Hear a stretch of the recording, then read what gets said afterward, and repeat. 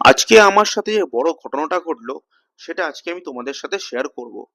Welcome to my channel fitness শেখার।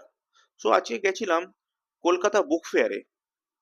সেখানে গিয়ে কিছু বই পারচেস করলাম আর পুরো মেলা প্রাঙ্গণটাকে ঘুরছিলাম। ঘুরতে ঘুরতে চোখে পড়লো ফুড স্টল। আর নিজেকে ধরে রাখতে পারলাম না। তো ফুড স্টলে গিয়ে খেলাম কিছু ফ্রাইড আইটেম খাওয়ার পরে চিন্তা করলাম কেন খেলাম, কিন্তু গিল্টি ফিল হচ্ছিল, বাট একটু ভালোও লাগছিল যে জিভের স্বাদটা একটু পাল্টালো। বাট কিছু করার নেই, খেয়ে তো ফেলেছি, কিন্তু বর্ণনা তো করতে হবে। সো জিমে গিয়ে আমি হেভি কম্পাউন্ডিং মুভমেন্ট করলাম, আর তার সাথে কার্ডিও, তার সাথে কিছু কোর অ্যাক্টিভিটি করলাম।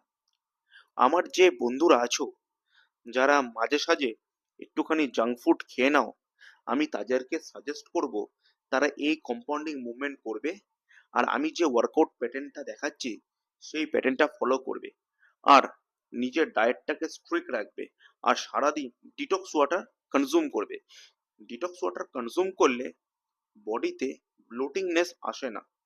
আর আমরা যে জাঙ্ক ফুডটা খেয়েছি সেই জাঙ্ক ফুডের যে ব্লোটিংনেসটা ওটা ডিটক্স ওয়াটার কাটিয়ে দেয়।